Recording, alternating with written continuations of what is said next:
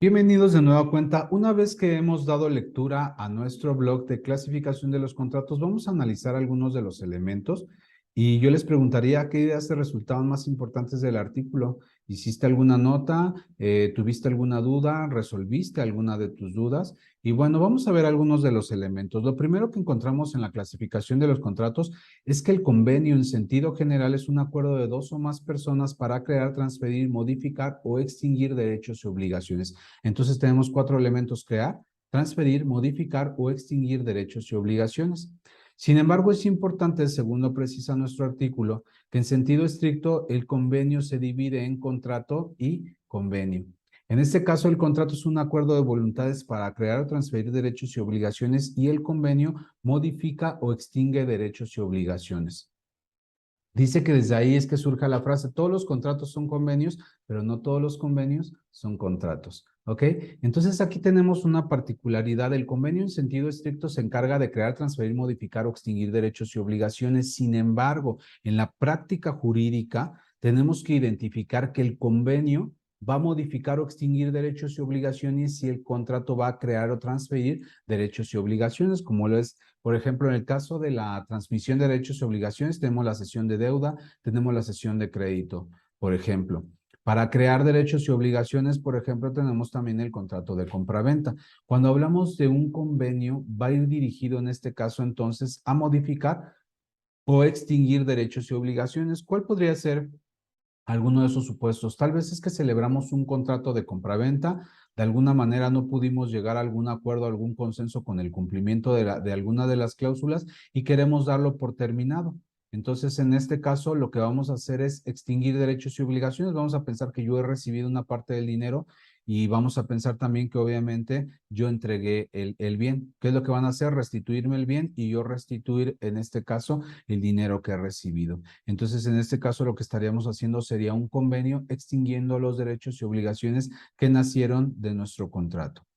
O vamos a pensar en otro de los supuestos. Tal vez es que tengo un contrato de obra a precio alzado y resulta que yo digo, ¿sabes qué? Me van a entregar en 5 meses y resulta que me van a entregar la casa terminada en estas condiciones. Sin embargo, después yo digo, oye, ¿cuánto costaría por agregar una alberca? Entonces me dicen, pues costaría 150,000 pesos más, pero además de esos 150,000, nos retrasaríamos para la entrega un mes más. ¿Qué es lo que tendríamos que hacer? En este caso, firmar un convenio, modificando los derechos y las obligaciones originales de nuestro contrato. Entonces, retomamos esta parte. El contrato crea o transfiere derechos y obligaciones si el convenio modifica o extingue. Como lo primero que vamos a hacer en nuestros contratos es identificar si se trata de un convenio o de un contrato, es importante que lo tengamos en cuenta. Algunos me decían, oye, pues puede ser que yo le ponga este convenio de compraventa, pues de alguna manera, porque en sentido general, pues un convenio crea, modifica, transfiere o extingue derechos y obligaciones. Sin embargo, en sentido estricto, estaríamos hablando de un contrato en el caso particular de la compraventa y no de un convenio, salvo que fuera para modificarlo, fuera para extinguirlo. Después de esta parte también tenemos otros elementos. Dice, es importante identificar cuál es la naturaleza jurídica del contrato. La primera naturaleza jurídica es que es un acto jurídico, recordando que un acto jurídico es la manifestación de la voluntad que produce consecuencias de derecho. Si esa manifestación de la voluntad no produce consecuencias de derecho, entonces no estamos hablando de un acto jurídico. Si hay voluntad pero no hay consecuencias de derecho, pues únicamente sería un acto.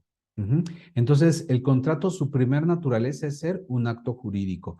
La segunda naturaleza del contrato es que es una norma jurídica individualizada, es decir, ese conjunto de derechos y obligaciones va dirigida únicamente a las partes que están interviniendo. En este caso, las normas de este tipo es la sentencia, el testamento y el contrato. Entonces, el contrato es un acto jurídico, el contrato además es una norma jurídica individualizada y además de eso es un documento, es decir, sirve de sustento para actos jurídicos plasmándolos de forma escrita. No importa si esa forma escrita es a través de medios tecnológicos o es a través de un formato físico. Sin embargo, esas son las tres naturalezas del contrato. Dice, es importante aclarar que los contratos existan también de manera verbal, sin embargo, a efecto de evitar ambigüedades o interpretaciones subjetivas, siempre es recomendable que conste por escrito. Una de las dinámicas que encontrábamos dentro de nuestra medición de avance era si un contrato verbal tenía algún efecto jurídico. Entonces, la respuesta sería sí tiene los efectos jurídicos, sin embargo, lo que podemos observar del blog es que esa parte nos puede producir muchísimas ambigüedades. Es decir, ¿cómo vamos a acreditar que realmente nos obligamos en los términos que quisimos hacerlo? Sin embargo, también es importante manifestar que también puede haber actos que presupongan que así lo quisimos o así lo consentimos. Entonces es importante aclarar que un contrato verbal sí tiene un alcance jurídico. Sin embargo, la ambigüedad pues obviamente quedará sujeta a una dinámica, a una dinámica probatoria en caso de que exista una contienda judicial. Dice que el contrato es una de las fuentes principales de las obligaciones, tal vez por su recurrencia, pero decíamos hace un momento que además, pues obviamente no es la única. Aquí viene una parte muy importante de la información del blog que me gustaría que tomáramos muy en cuenta. Dice que hay elementos en el contrato, los primeros son elementos de existencia y los otros elementos de validez. Platicamos hace tiempo en otra sesión de capacitación que para mi punto de vista esta es la tablita que nos salva como abogados en la parte jurídica de que entendamos cuándo existe un acto jurídico y cuándo en este caso es sujeto de elementos de validez. Entonces dice aquí que para que el acto jurídico exista, el acto jurídico en este caso en particular llamado contrato, para que exista lo primero que necesitamos es el consentimiento, es decir, la manifestación de la voluntad de las partes. Y esta voluntad puede ser expresa o puede ser tácita. Ujú. Pero lo primero que necesitamos es el consentimiento. Si una persona llegara conmigo y me dijera, ¿sabes qué? Pues ya te deposité 2 millones de pesos por la casa donde vives, pues necesito que me la entregues. Si se dan cuenta, aquí no podríamos estar hablando de que vamos a buscar la validez de un contrato. Lo que estaríamos hablando es que ese contrato de entrada no existe. ¿Por qué? Porque el primer elemento que necesitamos es que se manifieste el consentimiento, sea de manera expresa o sea de manera tácita. Es decir, no es un acuerdo, más bien no puede ser un acto unilateral, sino en este caso tiene que ser un acuerdo entre dos o más personas.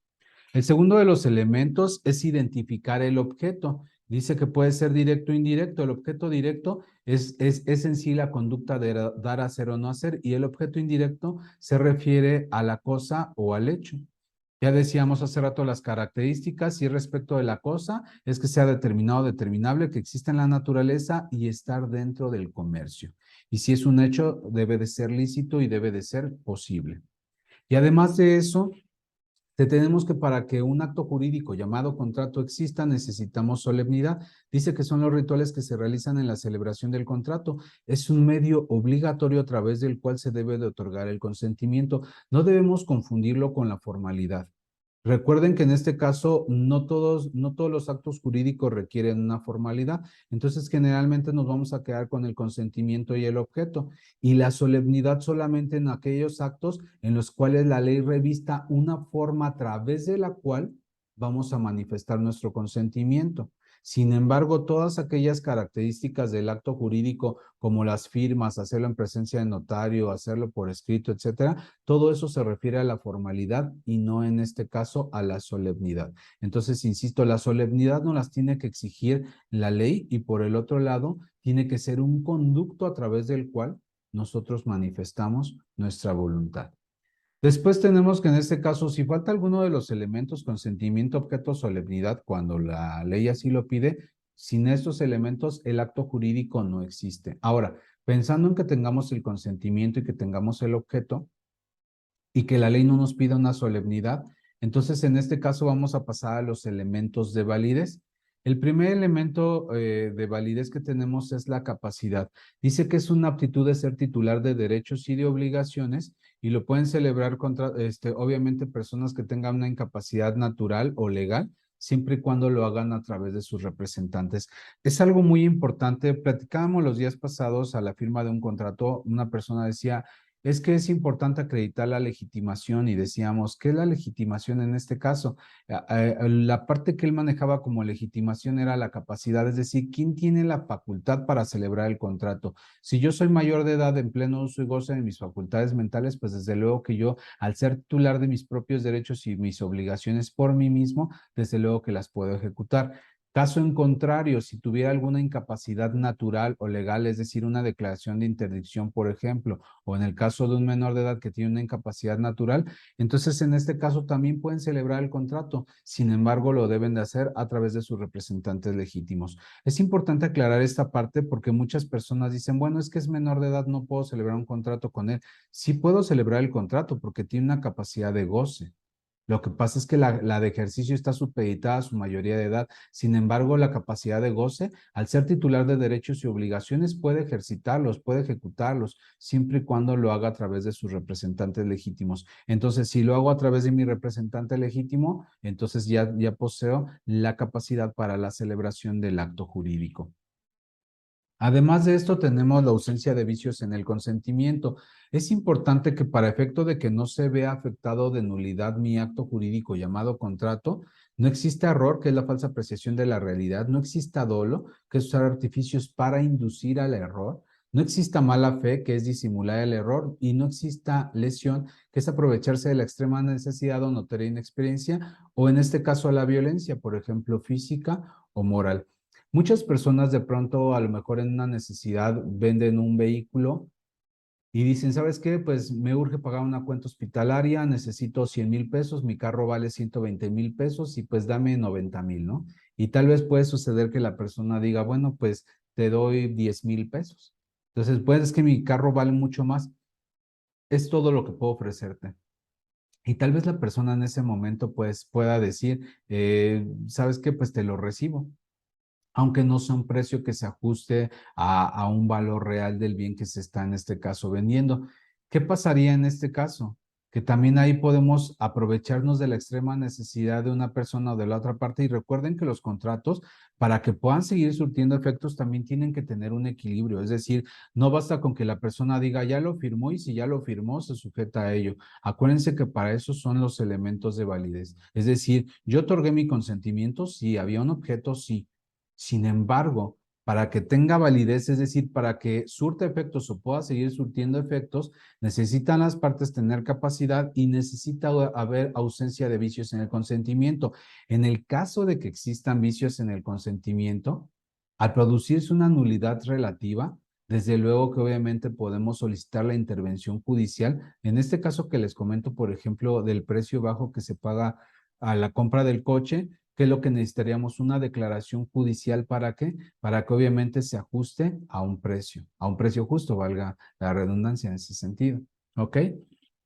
Entonces, bueno, en este caso que no exista violencia física o moral, la licitud en el objeto, motivo, fin. En caso de que el objeto no sea lícito, pues recuerden que existe una nulidad absoluta. ¿Qué nos ayuda a diferenciar la nulidad absoluta de la nulidad relativa? Que en la nulidad relativa puede ser subsanable. Por ejemplo, en el caso que decíamos anteriormente, si resulta que costaba 90,000 pesos, pero yo pagué 10,000 pesos y ajusto al precio, pues obviamente el acto jurídico puede ser subsanado. Ujú. Sin embargo, si se tratara de un acto ilícito, pues desde luego que produce una nulidad absoluta. ¿Qué quiere decir? Que no puede ser subsanada, ¿ok?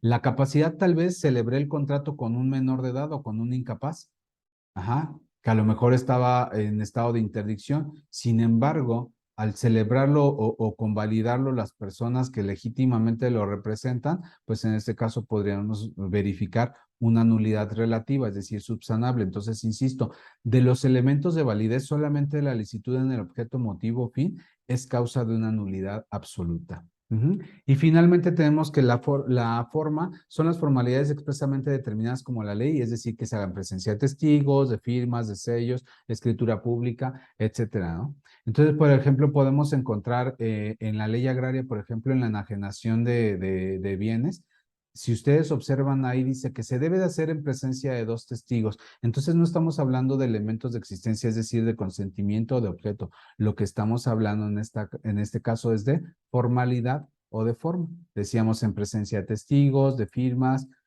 sellos, inclusive algunas personas dicen, oye, pues resulta que adquirí un bien inmueble a través de un contrato privado. ¿Es legal? Es totalmente legal. Sin embargo, desde luego recuerden que cuando hablamos de compraventas de inmuebles, la ley nos exige que esta compraventa de inmuebles se haga en escritura pública.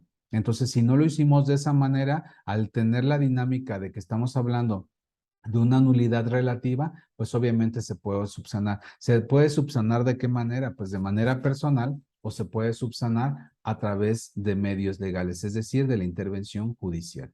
Ujú. Muy bien, ¿qué más tenemos? Tenemos la división de los contratos de acuerdo a nuestro blog. Dice que los contratos pueden ser bilaterales o pueden ser unilaterales, que es cuando hay derechos y obligaciones recíprocos entre las partes que intervienen, y unilaterales cuando solo una de las partes se obliga. Después dice que son onerosos o gratuitos, es decir, cuando ambas partes se generan provechos y gravámenes, estamos hablando de un contrato oneroso. Cuando en este caso hay provechos solamente para una de las partes y gravámenes para la otra, estamos hablando de un contrato gratuito. Conmutativo es un contrato cuando al momento de celebrarlo se sabe con certeza cuáles serán los provechos y cuáles serán los gravámenes. En el caso de los contratos aleatorios, la prestación debida depende de un acontecimiento incierto, que hace que no sea posible la evaluación de la ganancia o pérdida, sino hasta que el acontecimiento se realice, como es el caso de la compra-venta de esperanza. Los contratos pueden ser solemnes, consensuales y formales. Son los contratos en los que depende la forma en cómo se exterioriza la voluntad y a partir de ese momento empiezan los derechos y las obligaciones. Después tenemos que existen contratos principales y contratos accesorios. Los principales cuando su existencia no depende de una obligación previa subsistente por sí mismo, y los accesorios cuando su existencia depende de una obligación previa. Ojo, los tres contratos accesorios que existen son la fianza, la hipoteca y la prenda, aunque lo vamos a ver en algunas otras sesiones de capacitación que esperamos nos acompañen. Recuerden que la fianza, la prenda y la hipoteca, en el caso de la fianza es un contrato, porque en muchas ocasiones me ha tocado ver actos mercantiles donde dicen es que es el fiador aval obligado solidario. Entonces hay que identificar si se trata de una fianza, tiene que ser un contrato accesorio, obviamente a un principal, donde podemos hablar de que hay una persona que está afianzando la obligación del obligado principal. Si no es este caso, si estuviéramos hablando, por ejemplo, de un título de crédito, pues resulta que recuerden que estamos hablando de un aval, no estamos hablando de un fiador. Y obviamente también tenemos figuras jurídicas como los obligados solidarios o los obligados mancomunados, según sea el caso. ¿Ok? Regresando a esta parte eje de la capacitación, tenemos que los contratos también pueden ser instantáneos. El contrato en el que una sola exhibición se va a celebrar la entrega del servicio o la cosa, es decir, que de manera inmediata se da cumplimiento a todas nuestras obligaciones, como es el caso a lo mejor por ejemplo, en el servicio de comida, ¿no? Es decir, me entregan la comida, la como, le pago por ella y en ese momento, pues básicamente ya se llevarán a cabo todos los actos jurídicos que teníamos previstos. Sin embargo, también las obligaciones o el cumplimiento de las mismas pueden ser en tracto sucesivo.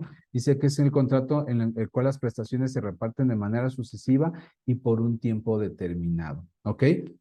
Muchas ocasiones tenemos que dice la persona, va a ser la venta de contado. Ah, ok, perfecto. Entonces estamos hablando de un efecto, y en ese momento que yo te pague, pues tú me entregas la cosa. Entonces estamos hablando de un contrato con un efecto o con un tipo instantáneo. Sin embargo, yo digo, ¿sabes qué? Pues te voy a hacer el pago del anticipo. En una semana tú me entregas la cosa y yo te entrego el precio restante. Si se dan cuenta, entonces en este caso estaríamos hablando de un tracto sucesivo. Además de eso, también puede ser que los contratos sean nominados o innominados. Los nominados son los nombrados o regulados por el Código Civil que tienen un nombre y unas características, y los innominados son los que no se establecen directamente en la ley, es decir, que no se les da un nombre, sin embargo, se sujetan por reglas generales de las obligaciones. Recuerden que cuando estamos hablando de un contrato innominado, nosotros podemos colocar el nombre que mejor nos agrade.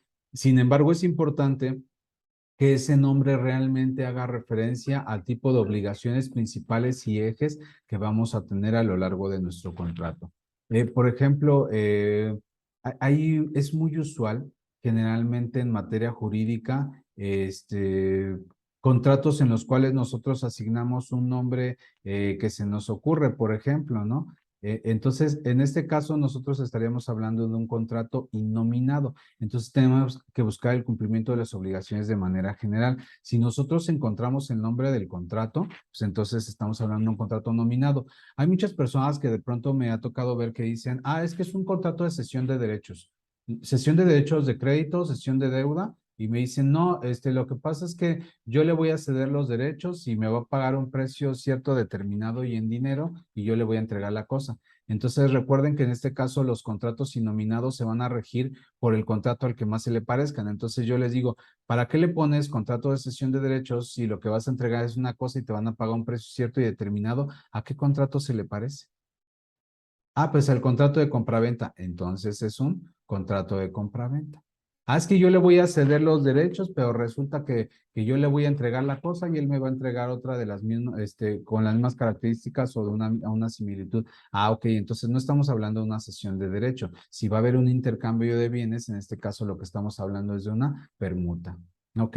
Entonces, es importante que cuando hablamos de un contrato innominado nos enfoquemos a que es un contrato que no se encuentra regulado en la ley. Si se encuentra regulado en la ley, pero nosotros queremos hacer una modalidad específica, por ejemplo, un contrato de compraventa con reserva de dominio, no deja de ser un contrato nominado, sigue siendo un contrato nominado con una modalidad de obligaciones específicas.